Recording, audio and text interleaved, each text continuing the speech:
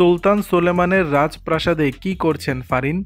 শোবিজের জনপ্রিয় অভিনেত্রী তাসনিয়া ফারিন ক্যারিয়ারে অসংখ্য নাটকে সিরিজে অভিনয় করে প্রশংসা কুড়িয়েছেন তিনি। কাজ করেছেন পশ্চিমবঙ্গের চলচ্চিত্রেও। বর্তমানে অভিনয়ের পাশাপাশি নাম লিখিয়েছেন গানের জগতেও। এবার ফারিনকে দেখা গেল সুলতান সোলেমানের রাজপ্রাসাদে। হঠাৎ সেখানে কি করছেন তিনি?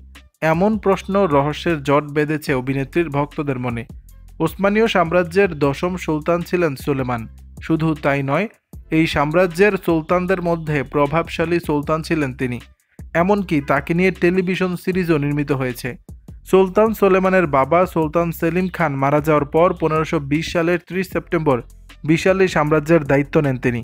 তুরস্কে এখনও অক্ষত আছে এই রাজপ্রাসাদ। জানা গেছে প্রতি বছর অসংখ্য ভ্রমণ পিপাসু মানুষ ঘুরতে যান সেখানে।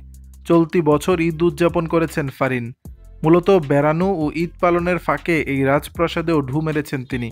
ইতিমধ্যে নিজের ফেসবুকে সেখানে বেড়ানোর কয়েকটি ছবিও শেয়ার করেছেন তিনি। সেসব ছবি দেখে উচ্ছ্বসিত অভিনেত্রীর ভক্তরাও। প্রসঙ্গত, ম্যাগাজিন, অনুষ্ঠান ইত্যাদিতে রঙে রঙে রঙিন হব শিরোনামের একটি গানে কণ্ঠ দিয়েছেন ফারিন। গায়ক তাহসানের সঙ্গে কণ্ঠ মিলিয়েছেন তিনি। অভিনয়ের পাশাপাশি গানের জন্য প্রশংসার সাগরে ভাসছেন ফারিন। দর্শক, বিষয়টি নিয়ে আপনাদের মতামত জানাবেন নিচের কমেন্ট বক্সে।